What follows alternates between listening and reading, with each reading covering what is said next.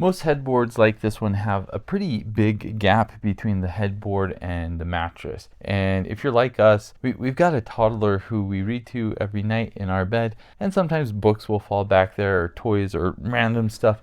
I think the most annoying thing for me is just like when a pillow gets shoved or stuffed behind there, or it just doesn't have the support. So that's why you'd want one of these things. This is actually pretty cool. Like, not only does it kind of help the appearance of not having a gap in between your headboard and your mattress, but it's going to prevent things from like falling in, and it's going to provide more support. So anything here, it's as if there is no gap. This was sent to me so I could try it out and make this video. It comes vacuum sealed, so you will have to kind of open it up and let it expand for a while. They recommend 24 to 48 hours. It also comes with 2 side pouches, so you can Velcro it to the side. You could put things in it like a cell phone, and then it comes with a little plastic paddle that you can just kind of use for sheets or something like that, just to kind of stuff them in there if you need to use that. A nice thing about this is you can unzip the whole thing, and you can take the memory foam part out, and then this cover you can put in the wash and you can wash it,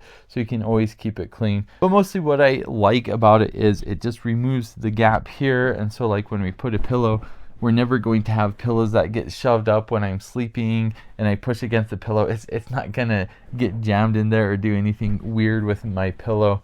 And the other thing, when I sleep, I put my arms and my hands behind my head a lot. And so previously, before we had this, sometimes my arm would kind of push the pillow back up into this. But with this, we don't have to worry about that anymore. So yeah, if you have a headboard like us where you have that large gap and you want a really quick and easy way to eliminate that gap, this is probably the best way to do it.